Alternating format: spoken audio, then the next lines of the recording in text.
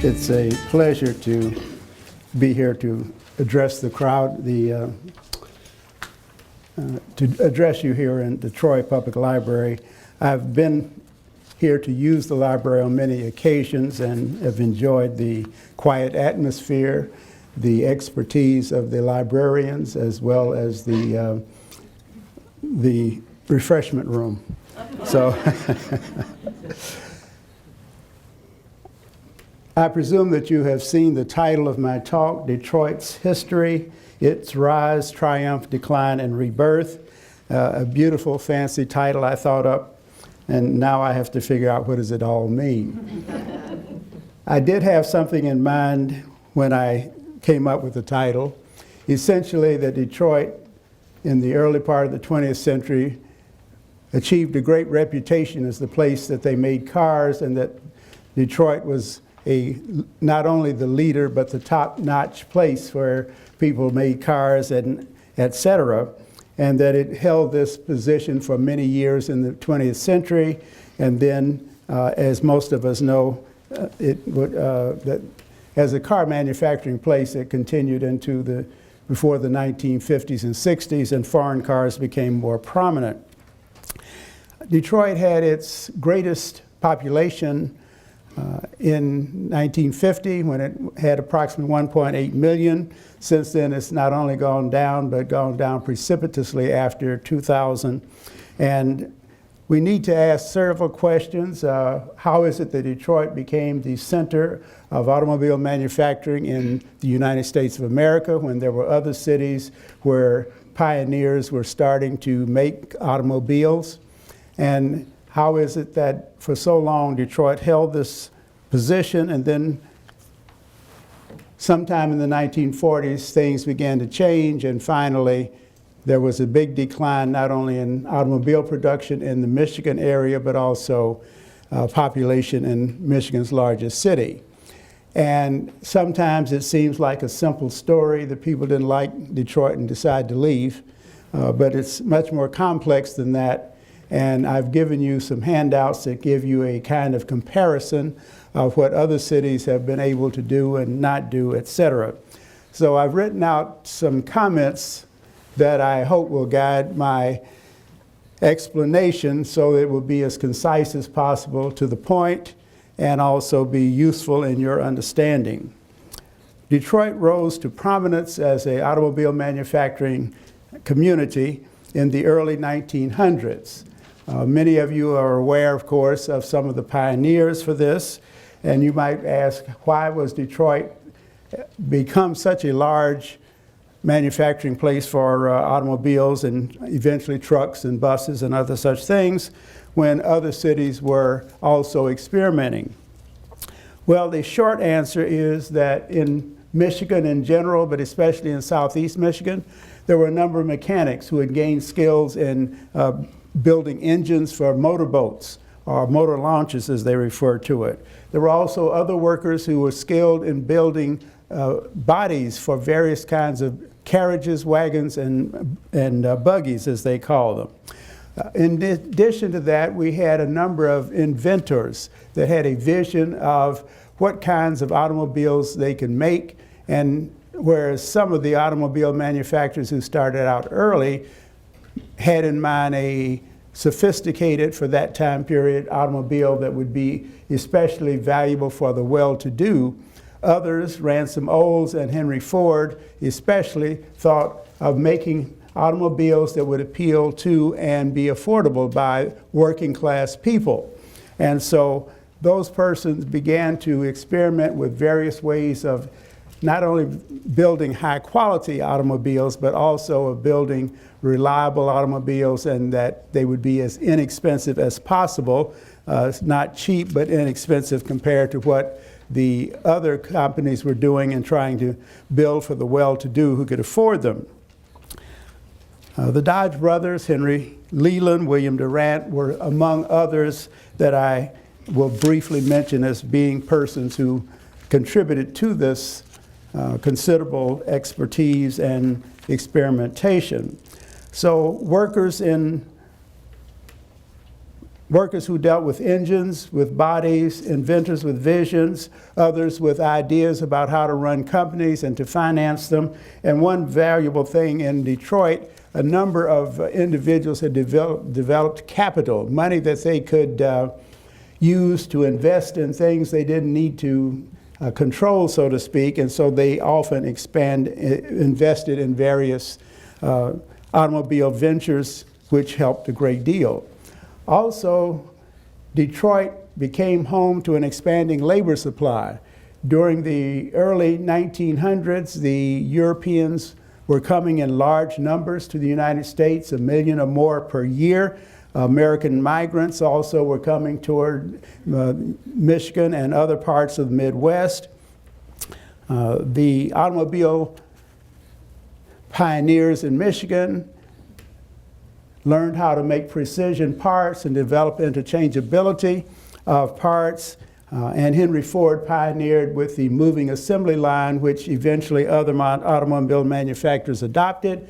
And he was able to reduce the time, effort, and cost of the final assembly of automobiles, and of course, to lower the ultimate cost to the consumer.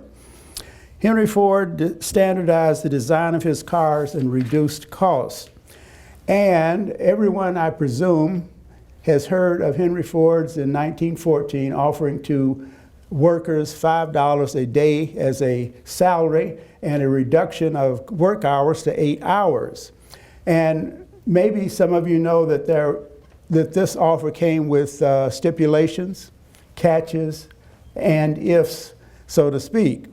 A worker could not be hired in and start working and earning $5 a day. The normal wage for working at many places was about $2.30 a day, for example. So $5 was double that amount, approximately, a little over double. And a worker for Ford had to be on the job for 6 months, prove his ability, be a married man with a family, would have to have his home life investigated. Do I need to repeat that? Have his home life investigated. From Henry Ford's point of view, the extra money above $2.30 an hour, so a day, was incentive to not only do a good job, but also to stay on the job and to be a part of a long-term workforce. But Henry Ford did not believe that people should squander their money on drinking, gambling, other vices, prostitution, for example. And so he had each worker who might be eligible investigated. He started what became known as the sociology department, a sort of euphemism to mean investigations. And literally, they did go to people's houses. They interviewed neighbors. They checked. They also checked to see and make sure that the person had a savings account in a bank, that the, quote, extra money, a good portion would go into the bank and save up for the future value of the family. And Ford was doing something beneficial to the workers, but for his own purposes. And as I said, the person did not earn it automatically, but here's why he was doing it. In 1914, Ford said, we had 14,000 employees, and it had been necessary to hire at the rate of about 53,000 a year in order to keep a constant workforce of 14,000. They had to hire 53,000 people a year to keep their workforce constant at 14,000. Ford did not like the turnover. He did not like having to train people to do the job that he and his company had already trained others to do. And what he wanted was to attract the most skilled workers, the persons who would be loyal on a long-term basis, and many workers became that. The work was hard. It was dangerous. There were injuries. There were all sorts of problems. But he wanted to get the best workers and to keep them as long as he could, and also to make them very skilled, or et cetera. So he was able to do that for the most part. For years, many workers praised Ford for the opportunity. Ford also had some other things in mind, and I didn't put this in my notes, but many of you may know that he hired large numbers of people from different ethnic groups in Europe. And by 1919, 10% of his workforce was African American, most of whom had migrated from the South, some from other parts of the country. And so he had this interesting mixture. And in hiring large numbers of African Americans, he was different from all the other large employers in Detroit and probably in many other parts of the country. But part of it may have been a degree of humanitarianism, but a lot of it was plain old opportunism. And what do you think I meant by that? Well, he hired a large number of the Europeans from different nationalities because he knew back home many of these people hated each other. He thought that it would be unlikely that folks who hated each other back in Europe were going to start unions. He was anti-union. And likewise, he, for some reason, decided to give African Americans, not just a few or a handful, an opportunity to work, but he also wanted them to have substantial numbers. But again, there was a degree of control involved because many, but not all of the African Americans who got a job with Ford were referred by certain ministers in Detroit that Ford cultivated their friendship, their acquaintance, and made a few discrete contributions to their churches on some occasions. So Ford had policies of doing certain things that benefited individuals and groups, et cetera, but also that benefited Mr. Ford and his company. For many, many years in the 20th century, many of the workers who worked at Ford and often their families, they didn't refer to Ford Motor Company. It was Mr. Ford's company. It was Ford's. It was always Ford's apostrophe S, whereas it was General Motors, Dodge, or something else, but it was Ford's because it was his company. And of course, you know, he lived to 1947, so there was a long time for them to think of it as Mr. Ford's, et cetera. Now, one indication of Detroit's dominance, and when I say Detroit, I'm thinking of the metropolitan area, because probably many of you are aware that even though Ford did have a plant on Piquette Street in Detroit, which was, I believe, his first actual plant, but he quickly, by 1910, had moved to a plant in Highland Park, Michigan, right off of Woodward Avenue. The building is still there, not being used for anything, I believe, other than storage, for example. And then in 1920, he moved to River Rouge. He built a much larger plant at River Rouge where he had a steel mill, lots of other things to complement the overall project of making cars. And so when I talk about Detroit, many of the jobs are outside the city limits.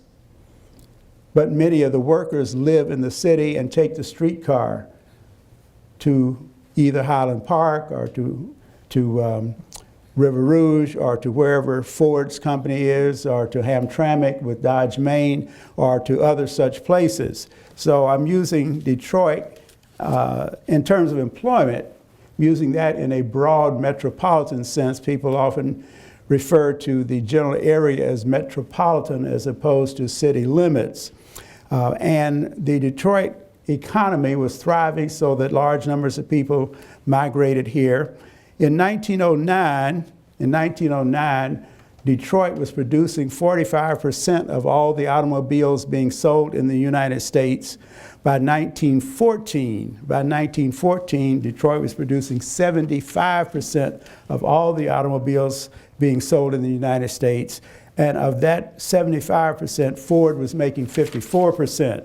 It would be not until the 1920s that General Motors, Chevrolet, and others came close to catching up to Mr. Ford. There were a number of factors, though, that affected the long-range growth of Detroit and the metropolitan area. One thing is the long-term vision of mass transit, the long-term vision of housing, and the issue of annexation. The growth of land and population. How much land is part of the city of Detroit? How much population can that land support? And early in the 1910s, the people of Detroit, through their elected representatives, the so-called Common Council, I think was the name of it, but at one time that was its name, Maybe it's the Board of Aldermen before. But anyway, they considered transportation alternatives. In 1914, when cars were still in their infancy and Ford was beginning to increase his dominance for a while and also to innovate, there was consideration of other alternatives beside automobiles. There was no vision in 1914 that everybody, or at least all the middle class folks, would have automobiles. Instead, they were considering such things as subway, light rail, and of course streetcars, which to some degree already existed, the streetcars. And there was actually, in the early 1900s, there was something called an interurban, a sort of heavy streetcar, light rail that went from one city to another. But those were private enterprises, but they were very effective for a long period of time. But what I want to indicate is one of the things that's not on the resume that I gave to be introduced. One of the things that has attracted my attention is there is a series of newspaper articles and other materials that as early as 1914, the city council, as we call it, in Detroit hired engineers to consider the possibility of having a subway in Detroit. And the engineers submitted plans in the period of 1915-16 recommending 3 subway lines, one out Michigan Avenue, one out Woodward Avenue, and one out Gratiot Avenue. And the proposed subway would be similar to what they already had in some East Coast cities, and Chicago was in the process of developing. And it was considered to be a good mass transit because at this time it was assumed that not everybody was going to buy a car or have access to a car. And since other cities, through London and other places, as well as the United States, invested in the subway, it was a good mass transit system, etc. Well, from 1914 down to 1920, there was discussion of the matter. In 1920, there was a proposal to have a bond issue to build a subway, the 3 lines that I mentioned. Mayor James Couzens, after which one of our freeways is named, vetoed the proposal. The effort to override his veto failed by 1 vote. In 1933, there was a depression that started in 1929, and the 1933, the federal government under Franklin Roosevelt had a package deals, as I would put it, but had a number of programs designed to help cities, states, et cetera, deal with the depression. Some of them involved infrastructure improvement, et cetera, and one possibility would be, once again, to build a subway. According to the sources I've used, Detroit voters approved a plan to build a subway, and in order to get it built, there was a state advisory board that would have to approve the idea and recommend it to the federal government for funding. The state advisory board refused to recommend construction of a subway in Detroit to the federal government. On the other hand, Chicago received federal money and expanded its subway light rail system. You might wonder, why is he wasting time talking about Chicago? You'll find out. Stay tuned. 1920s. This was a period of economic prosperity. After the First World War, most of the American economy prospered, and there was all sorts of new things, everything from the increased availability of automobiles, but also something fancy called a radio. In 1922, they started broadcasting programs on the radio, including one station here in the Detroit area. For example, sports programs, mass sporting activities became popular, and a number of other things, and electricity became more available in urban areas, and people began to buy all sorts of all sorts of can't think of the right word, but things that like refrigerators and other things that use electricity. So it was quite an exciting time for those people who lived in urban areas, et cetera. The increase in car sales went on, et cetera, et cetera. Up to this time, communities that were outside the city limits, say of Detroit, Chicago, New York, many other communities, Lansing perhaps, and others, if a community that was outside the city limits wanted to develop itself and attract occupants and people to live there, they often wanted also city services like water and other such city services. In many cases, they decided the quickest way and the best way to get city services was to accept annexation. So in the 1880s, 90s, and up to the 1920s, many cities such as Detroit, Philadelphia, and many others annexed nearby land and added it to their boundaries and extended the water supply, the electricity or other form of light and gas lighting at one time, transportation systems, et cetera. And many communities believe that one way to get city services and expand was to be allowed to be annexed. But in the 1920s, for some reason, many new developments preferred not to be annexed to the larger cities that were nearby.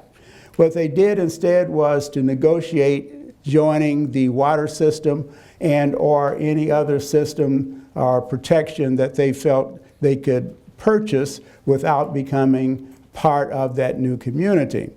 And that's the way that places like Highland Park and Hamtramck became independent cities, receiving some water and other services from Detroit. Those of you who have followed the Flint water crisis may be aware that the Detroit water system has run all the way, has extended itself, I should say, all the way up to Flint. That's a long way. That about 125 different communities in southeast Michigan are a part of the Detroit water supply. Chicago has something like that, and I'm sure other large cities have some sort of large service area for their water supply, et cetera. Well, two things. The attitude in attitude in Michigan about contracting for water and city services from the nearby city, but not accepting annexation, spread throughout southeast Michigan. At some point, those who didn't want to be annexed were able to persuade the state legislature to pass a law that made it difficult, very difficult, for any city to annex another, and certainly not be able to do it without the other's consent. Before that, unincorporated places could be annexed by merely passing a law or announcing that they were going to annex, et cetera. And still, sometimes smaller communities don't have protection.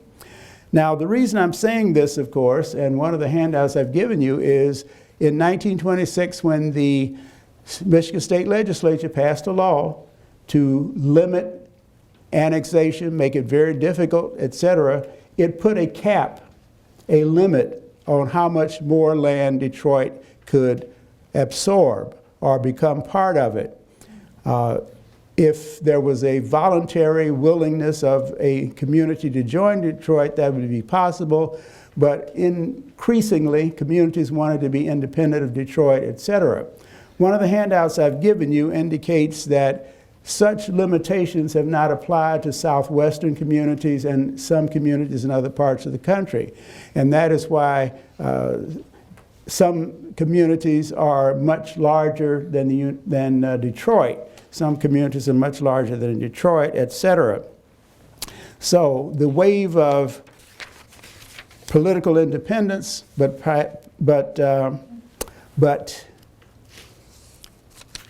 purchasing city services became nationwide, but especially helpful to the independence of communities in Michigan and the older Northwest and Midwest communities. Now, Detroit was able to weather the Depression of the 1930s. That's a story in and of itself. Lots of sacrifices, lots of companies that either went under, that is, they went out of business, others that had to cut back on how many employees, and also lost a lot of the population, or the employees is what I mean to say. But one of the things that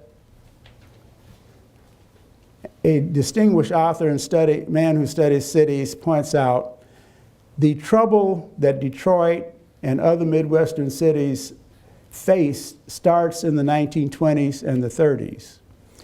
The trouble with growth of population starts in the 20s and 30s.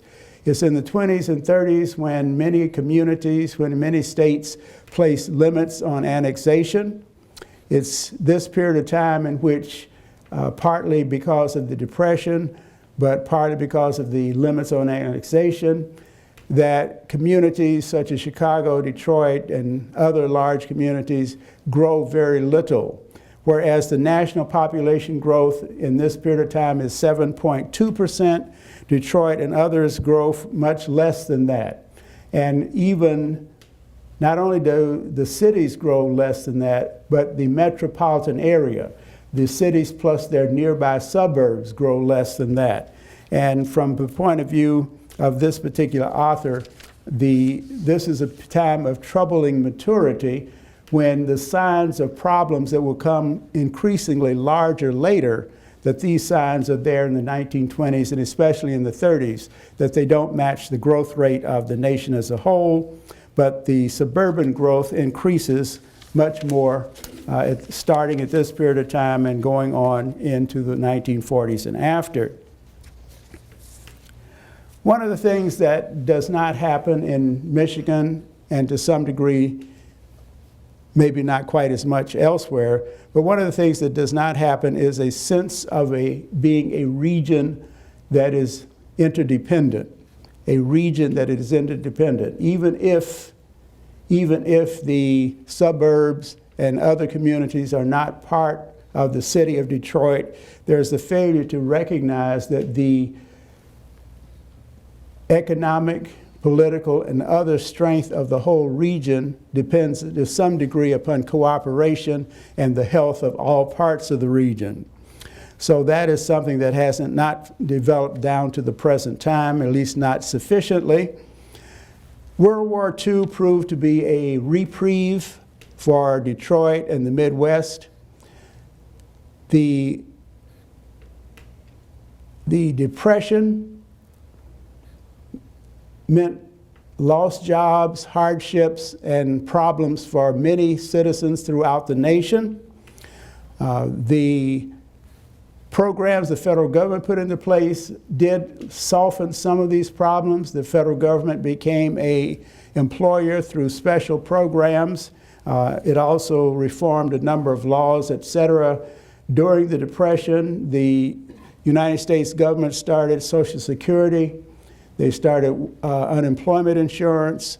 They started workmen's compensation, for example, and also they started the process of deposit insurance for banks, and also a number of factors that would try to limit banks getting into trouble, a number of regulations.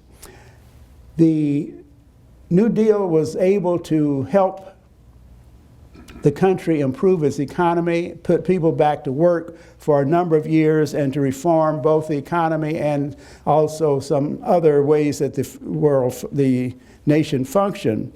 And it was World War II that ended the Depression in the United States. When the United States was bombed at Pearl Harbor and was able to declare war on both Germany, Japan, and their allies, the United States started a process of taking over all the factories of any size, of ordering various war materials and goods needed to fight the war from these factories, telling the factories they could not make consumer goods when unless they had some extra capacity, but in general, automobiles were not made for the consumer. Many things, gasoline, food, and other things were rationed. But most importantly, anyone could get a job. And many persons were trained for jobs they had not known how to do before. There was full employment from about 1943. They certainly had full employment from 43 to 45, and it took them about a year to ramp up to full employment. But that was a reprieve for cities like Detroit and others that were suffering from the Depression.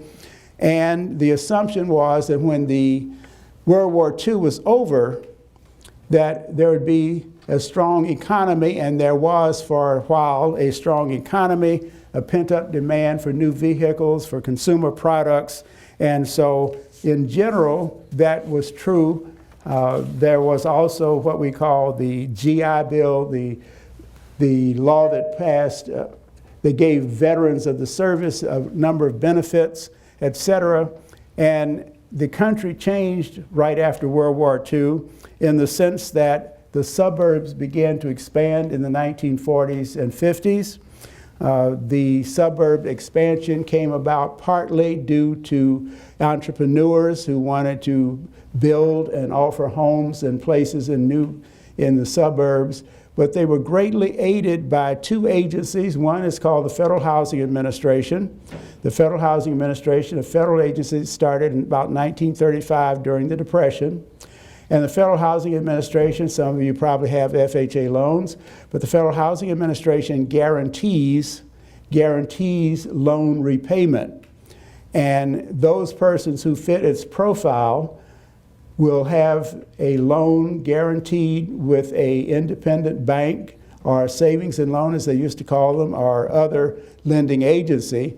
It takes all the risk out of the mortgage that a lending agency gives to a couple or an individual. If they qualify, then the FHA pledges that if this person or a family defaults either after the first payment or after umpteen payments, anytime before the mortgage is paid off, the FHA will pay the full price of whatever's left. A company can't get much better offer, et cetera.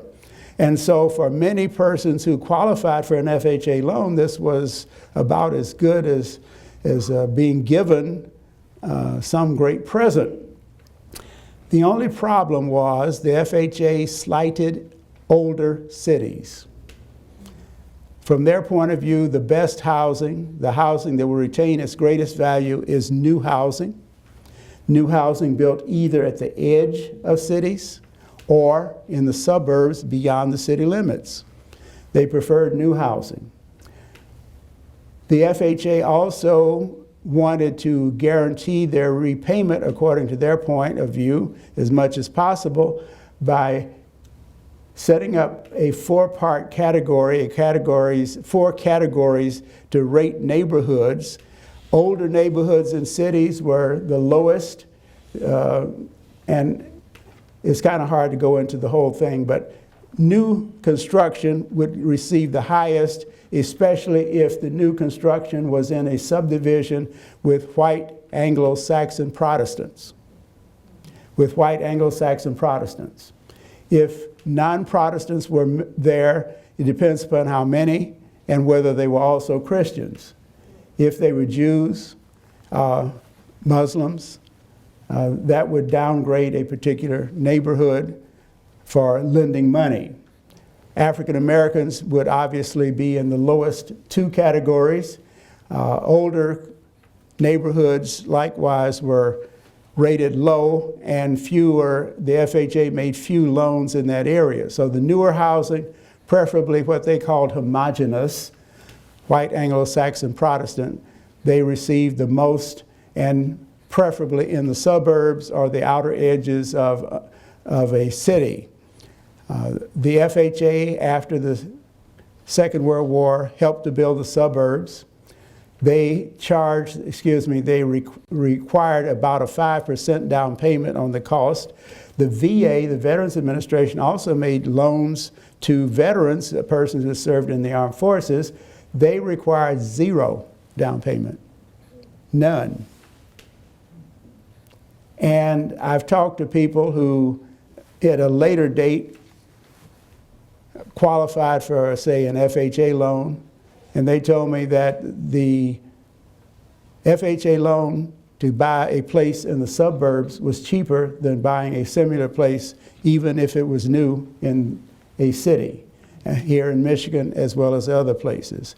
So places that I am told, I wasn't here, but I'm told in 1950, Southfield was essentially a set of farms or something like that, or places like Southfield, Oak Park, et cetera, were largely farmland, et cetera, and then they grew quickly.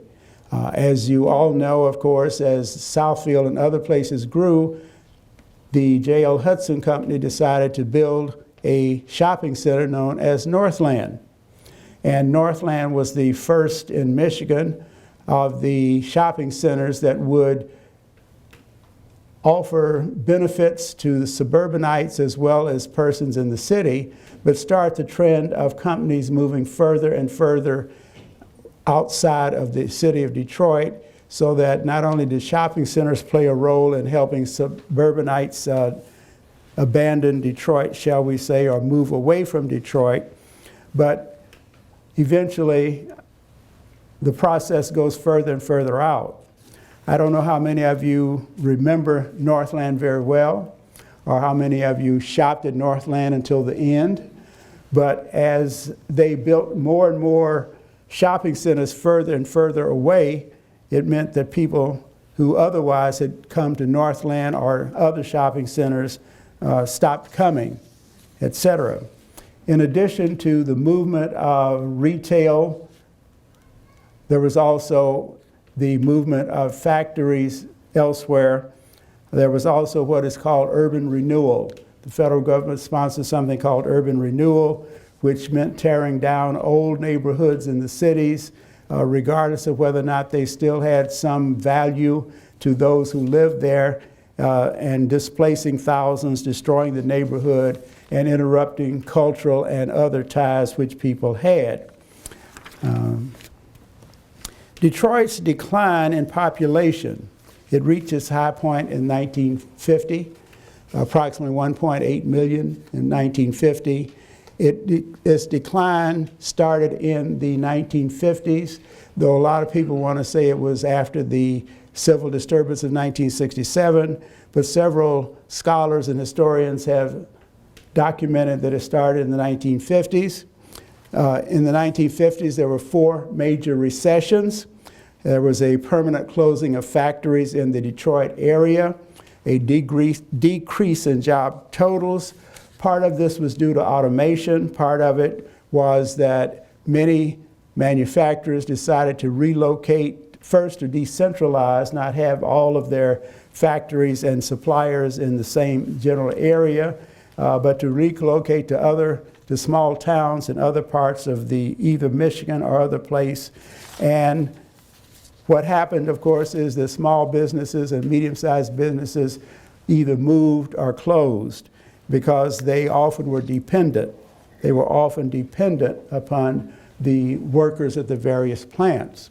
And keeping in mind we're talking about the Detroit region as opposed to merely those persons who live inside the city of Detroit, in the 1950s, the River Rouge plant lost 50,000 jobs.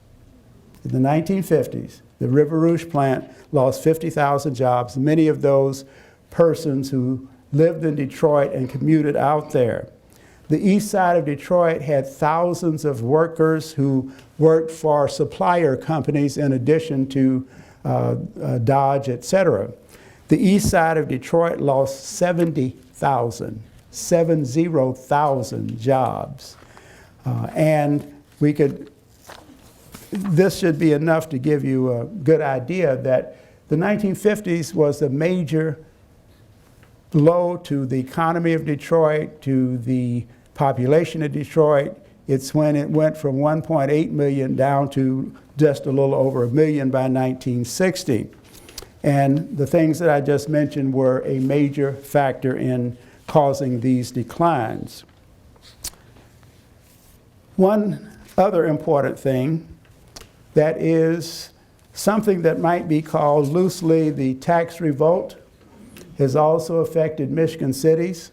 The tax revolt, you are probably acquainted with much part of it.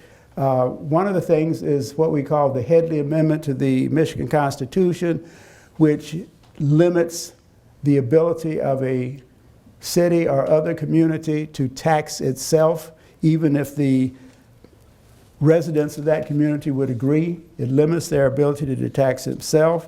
Another factor is that over a period of time, in the 1910s, the state legislature gave to local cities a great deal of local control. They believed that local people should make decisions for themselves and decide important things, etc. But in the mid-20th century, the attitude went just the opposite, that the state legislature would put limits on what people could do, what the local people could do. The Headley Amendment was put into the Constitution. One of the things that state legislature under several governors did was to persuade local governments to give up some of their taxing power, to almost voluntarily give up some of their taxing power. And so they said, in return for giving up your taxing power, we will see to it that you have greater revenue sharing, One of the handouts that I have given you is a newspaper article from Ann Arbor News, and it shows what's happened to revenue sharing. Most of the revenue goes to the state, little comes back to the various local cities. There's a dichotomy, a difference between what was said verbally and what is done in practice. My memory is that verbally in the 1990s, Detroit and other communities were told that they should reduce their income taxes if they had them. They should reduce other taxes, for example. And in return for limiting taxes and their taxing power, that the state government would increase revenue sharing and give them a great deal of money, etc. Well, that has evolved, and that's a polite word. That has evolved to the state deciding they don't have enough to share. And the money we need to run the state is more important. And some state legislators who are recent members of the state legislature, whose memory does not go back 20 years, that's about 20 years. Their attitude is, well, it's the state's money, it's not the local community's money. It's the state's money, so if you don't get it, you haven't lost anything that you deserve. I'm sorry, that we owe you. They see it as the state's money, and the verbal commitment it has been totally forgotten. Now, all of us know that Detroit went through a bankruptcy, and I forget the exact number of billions involved in all of that. But keep in mind two things. First of all, this sheet, the Ann Arbor News, says that Detroit was owed $732 million during the time period which they did not get. One could wonder whether had they gotten more of that on a timely manner and judicious working on their budget, et cetera, could have either avoided the bankruptcy or made it less drastic, one or the other. So that's something we have to think about. I'll try to make a few comments about Detroit's revival. On the one hand, the bankruptcy was painful. Pensioners, persons who had retired, who for a variety of reasons are not able to go back to work, were hit the hardest. They were counting upon a certain level of income and a certain level of benefits, and they were hit the hardest. And it was tragic. On the other hand, the judge who was in charge of it appeared to be as wise as one could hope. And he was able to encourage a so-called grand bargain in which private enterprises and individuals put up substantial sums of money to keep the art in the Detroit Institute of Arts. And some persons believe, well, food is more important than art. And yes, if it's a single question of either food or art. But on the other hand, one of the things that makes Detroit distinctive is that its Institute of Arts is ranked approximately 5th in the nation in terms of quality. Its library, Detroit Public Library, likewise 5th in the terms of quality. Other cultural institutions rank high. The African American Museum, the Detroit Historical Museum, the Michigan Science Museum are unparalleled in the state of Michigan, and they're some of the best in the Midwest, and rank high throughout the country. And whereas all of us presumably would give a few dollars to help persons who need food and retirees, et cetera, we don't want to balance the budget and get rid of many of the major assets. All of these are major assets, and they are part of the reason that I put down Rebirth as part of the title of this talk. The rebirth will not bring Detroit back the way it used to be.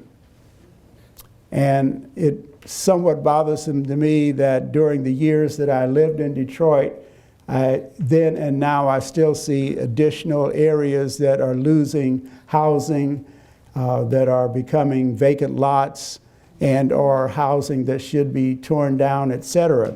And there's not more of an effort to save some of it as opposed to merely tear it down. So there are problems.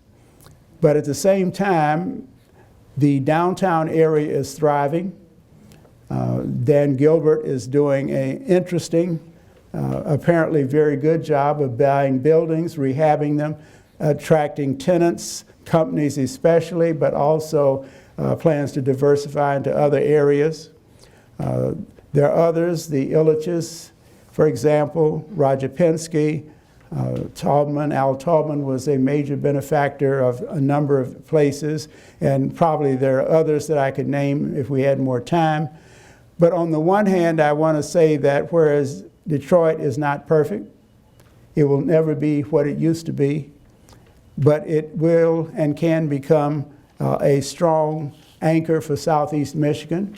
It still has more people in Detroit than any other community in the whole state. The variety of persons in Detroit is increasing as many whites, many young people, many skillful persons are joining the area. It has important anchor institutions, hospitals, the Detroit Medical Center, Henry Ford Hospital, Blue Cross are important anchor institutions that plan to stay. There's a major university, Wayne State University, with 30,000 students and many programs, including a law school, a medical school, a pharmacy school, and probably some others important ones I haven't named. Even the University of Detroit Mercy has a little over 5,000 students and is committed to the city. And there's also Marygrove College, which has fewer, but it still has a vibrant program. Universities, hospitals, other institutions are important.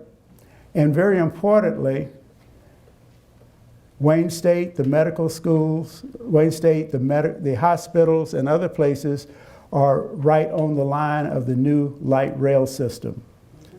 And the light rail system that's being developed is a unique thing that maybe it's done elsewhere, but I'm not aware of it, where individuals who have several million spare dollars in their bank accounts have put up that money to pay for it, to get it started. And they're hoping that once people see the value of the light rail system, they will not only use it, but every study done predicts that businesses and housing, and other similar kinds of long-term permanent investments are made along the lines of light rail or nearby. Because once the light rail starts, they're pretty sure it's not going to stop. I was fortunate to be in Houston a few years ago, and they have a 7.5-mile light rail system, and I made a special effort to go use it, to ride it. And I got there a little after 5 or 6, I forget the exact time. It was crowded, beautiful. And where did it go? It went straight past universities, museums, downtown shopping. It wound up at a rodeo. We don't have rodeos here. But it's beautiful both in terms of the cars, the way people flocked to it and used it. And I think similar will happen with the M1 rail. Whether it'll be extended to other places is hard to say. But Detroit is the anchor for Southeast Michigan. It will thrive at reduced population, but apparently with stronger companies, with more people who appreciate the urban living.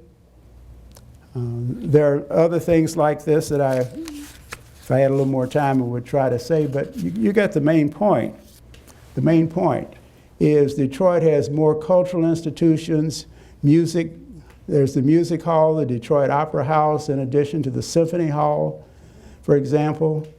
There are universities such as the University of Michigan and Michigan State University that have centers in Detroit in which people are studying, researching, and contributing to the revival of the city. And with reduced size, reduced other qualities, but Detroit will survive and thrive. No city will be exactly what it was 100 years ago, etc. I mentioned Chicago at one point. Chicago, to me, is not perfect, but it is a model of how their transportation system helped connect the city with all the suburbs. Their transportation system. They developed it at the right time. One can go into the airport, O'Hare Airport, for $1, at least back in the 1990s, I'll say. For $1, catch a train to downtown, then transfer to a commuter rail for a few dollars and go north or whatever direction. But the subway light rail system was built in when Chicago still had a strong population. Commuter rails tied the various suburbs to Chicago. They do have expressways. They do have all sorts of streets, lots of cars, etc. But many people, especially from the suburbs, but also in the city, use the mass transportation and consider it to be a great benefit. There's an effort to have a similar kind of combination of mass transit to go with the automobiles here in Michigan. There's a ballot on, there's a proposal on the November ballot to fund a mass transit system in Michigan, which would have a combination of light rail, express buses, and improved operation of both the suburban smart system as well as the Detroit system. And you might seriously consider that because it can improve the quality of life here in Michigan. And I might point out that Detroit is the center to entertainment, sports, casinos, all sorts of things that draw people to it, and very importantly, convention business. We've increased the hotels in the Detroit metropolitan area so that larger conventions can come. They've improved and expanded Cobo Hall, and Detroit competes with other cities of size similar to Chicago for convention business. And so there are many good signs at the same time that it's not perfect, but you and I can help make it improve. I'll stop there, but I've got plenty more I can say. We'll see if there are any questions. Yes? When Henry Ford was hiring people in the 10s or 20s, hiring African Americans, Was it a segregated workplace at that No. time? It was His question is, were African Americans segregated? Not in a formal sense. A disproportionate number of African Americans worked in the foundry, which was considered the hottest, dirtiest, and most dangerous. A disproportionate number, but some worked in other places. A few were foremen and or administrators. But most of them did work, and most of them worked, I guess they started working at the Highland Park plant and then they went to the River Rouge. But there was no formal segregation, I'll put it that way. But many did work in the foundry. Yes, right here. How much is the impact of the Detroit residents not paying their water bills or their property taxes impact the budget of Detroit? I don't know. It can't help. I mean, it just can't help. Exactly. But someone would have to look at the books, so to speak, or get some estimate from the water department of that. But anytime a city doesn't receive revenue that it's billed people for, et cetera, it can't help. But not knowing any figures and not knowing anything about that part of it, I'm sure that by itself it's not the most important. It's a humanitarian question of how much should you charge people and what happens when they can't pay. Some people want to assert that having water is a right, and certainly none of us can do without it, but I don't know. Yes. I have a question about the bus system. Back in the 50s and 60s, I think it was called the DSR. Yes. And then it changed to SMART, if I'm correct. What was the reason for such a change in name? Was it ownership of the bus lines? The DSR were the street railways. Oh, and the suburban bus line has been named two different things: Suburban Mobility. I forget the exact name, but it's been both. Southeast Michigan Transportation Authority, SIMTA, and now SMART. Yeah. So those are stories about finance, organization. There's been effort, but never success in trying to merge the suburban system with the Detroit system. It is hoped that if the millage that's on the ballot in November is successful, that those efforts to merge the two will come about and will be more successful in the past and will be more efficient. One of the problems is that the SMART system is voluntary for many communities. And communities like Livonia that I can remember, and maybe others, have decided instead of taxing ourselves however much it is, $100 or so per household a year, we'll just do without because we have cars. But then the people who want to come to work in Livonia or some other community may not have cars and find it harder and harder to get there. And there was a man whose name I can't remember without writing it down, who was walking 20 some odd miles one way to work to Rochester Hills. There were two tragedies there. One, that he had to do it, and secondly, that there was some program few people knew about which would have enabled him and others like him to get transportation when they got off the bus. But one of the problems in Detroit, in my humble opinion, is that the people who are in charge of some of these programs either don't fully understand all the possibilities or don't have sufficient dedication to seeing that some knowledgeable individuals and hardworking persons will investigate, put them in practice, and advertise that these programs are available with money from usually the federal government. Yes? Yeah. Is it known why the original studies on the subway system were turned down, I believe you said, by the mayor? Why did that happen? Do we know why? I'm not sure. I'm hoping to get some free time, which is hard to do, to investigate why he turned it down and other factors but I really don't know. My father claimed it was the car companies because they wanted to sell cars. Well, he came from the car companies. He came from the car companies. Yes. Yeah. So I've heard that, but I'd like to see if I can find anything he wrote or said that's been accurately recorded to verify whatever motives. At the same time that he turned down the subway, there was a discussion of the city taking over the streetcar system.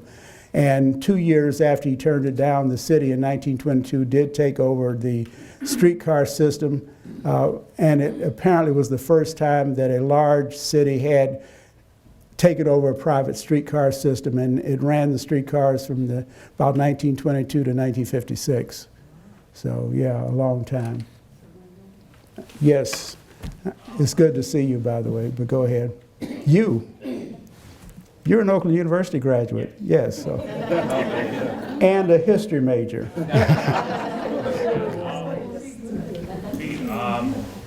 I may be misremembering this, but there's some extensive salt mines up in Detroit, Yes. right? Yeah. Did that have any impact on infrastructure development? Frankly, I don't know, and I doubt it. I would imagine that knowing that they're there would be some way of either getting around them or whatever, but I don't know. It's a fascinating question, and you need to talk to the engineers, not me. I'm struck on history, yes. So is there a projected date for the light rail? I'm not sure I understand what you mean. Projected time, date, like when they think? Well, you mean the M1 light rail? Yes. They're sometime in the next year, in 2017. They've got a building up on Woodward Avenue. They have contracted to have cars delivered. Much, but not all of the tracks are in the ground. So sometime in 2017 is what they expect that the first cars will run on the M1. Pardon? If the tax passes, Yes. The the ballot proposal. Well, I don't think the M1 rail is not related to that. The M1 rail has already been built for the most part. They haven't finished it. And the anticipated is, I'm not sure what the operating funds come from. The proposal on the November ballot will add to the variety of transportation systems in the Detroit, well, in southeast Michigan, because it takes in Wayne, Washtenaw, Oakland, and Macomb counties. I think I named them all. Yeah, at least 4 counties and not just 3. And I thought I saw a hand over here. The Q line is expected to go in basically the spring of Yes, I guess it used to be called M1. I guess it'll be the Q line.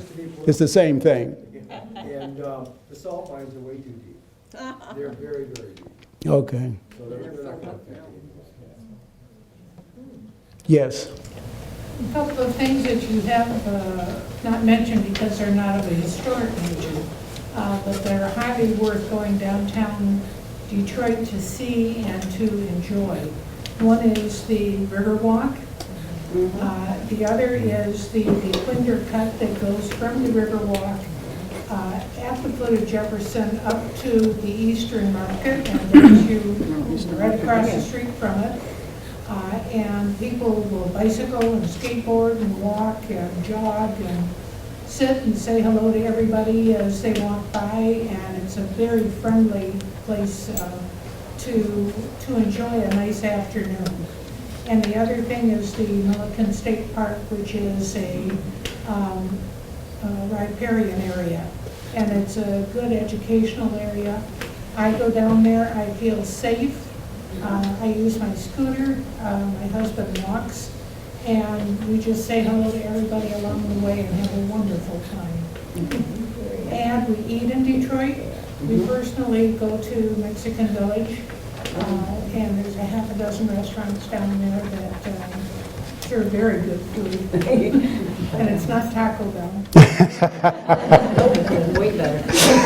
I highly recommend anybody who just wants to go down there and spend the day. It's well taken. And we know 2 children, they're friends, the children are friends of ours, and they're friends also. they're in their 20s, and they had gotten lost down there, and they live down there. Well, that's fascinating. The Riverwalk is a fascinating place, and if I remember correctly, it's been completed all the way out to Belle Isle. And Belle Isle itself has been renovated and improved a great deal, and as long as it's under state control, I think it'll continue to be a gem for the area, for example. And the intent is to develop a Riverwalk version going west along the river, just as they have it going east to Belle Isle. So all of that, plus some other things we can mention, are important parts of the metropolitan area in which both residents of Detroit and others come in, use for very, very important recreation and appreciation. And I guess we need persons from all over to come in and appreciate Detroit and also the various areas. There was someone over here whose hand was up, I thought. Okay, you're next then. Just to add on to this young lady's comments, Dan Gilbert in his Quicken Loans things, they give tours of the buildings they own in downtown Detroit. Oh, So you can call up Dan Gilbert. They're in groups of like 10 people. who do you call? I think you call Quicken Loans, just the operator, and she'll set it up. Okay. Tours of, again, Oh, online. online? Is it Quicken Loans you go online or something else? Probably Quicken Loans. Okay. You go through the Dime Building, the Chrysler Building, a number of his different buildings down there. Well, that's fascinating. Absolutely gorgeous. And he's done a magnificent job because he hasn't torn anything. He keeps the old. Yeah. And it's the amount of money that he has spent to keep the old and to revive it is magnificent. They're really wonderful things. Well, he has a vision, and he's the only one trying to keep large numbers of downtown buildings. Other people have kept one or a few, but he has tried to revive all those that he thought would still be useful, and to attract tenants, especially businesses, and encourage them to relocate. So he's been very successful, yes. Don't want you to underestimate Troy. We have 88 different languages spoken in Troy. And we don't all sit around in the city limits and do nothing. If you have 88 different languages spoken in this city, you're going to see parents and family in Ann Arbor and all around. So I think we represent, most of us, people who get out and see different ethnic groups, other races, other religions, other restaurants, other places. Now, you're encouraging us all just to make sure we go downtown and enjoy ourselves. I'm encouraging interaction on all levels, and Troy and many other areas have vibrant libraries, vibrant organizations, and all of them need to work together and develop stronger ties. But the information that several of you volunteered as to how to contact Quicken Loans, the Riverwalk, and a number of other things are things that need to be shared and encouraged. Yes, we need to work together with various communities, various groups, and not take a negative point of view. Yes. I've sat through a lot of these Detroit history type of presentations. You did a phenomenal job.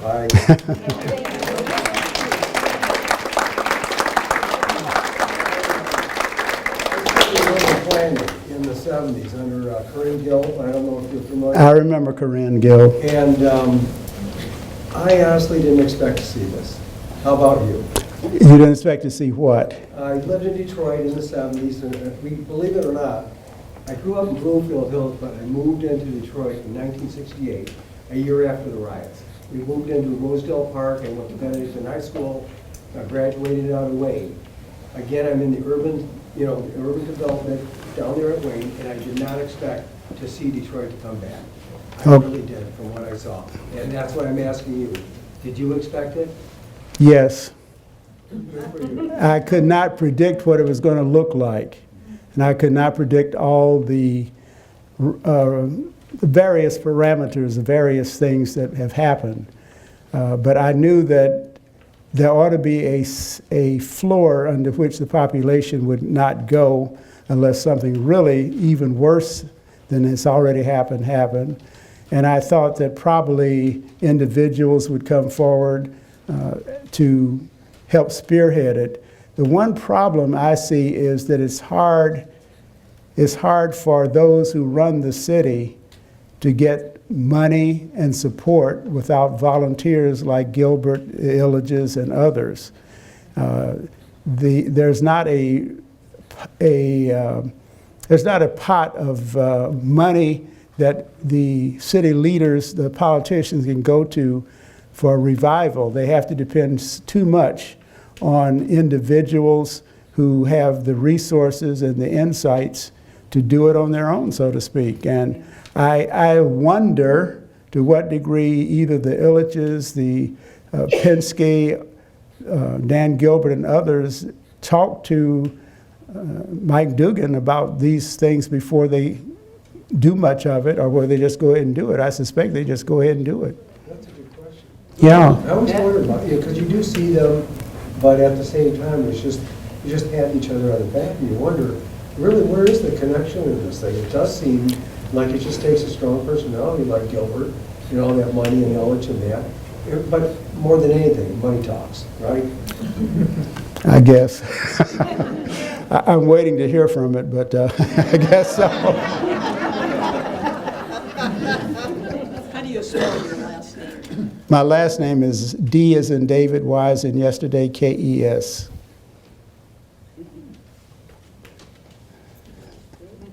Are there other questions? Well, I want to thank each of you for coming to hear me and for staying so long, and especially those of you who asked questions and or made comments. It's very good to know. It's good to see many of you here, one or two that I recognize from other places. Thank you very much, and have a good evening. And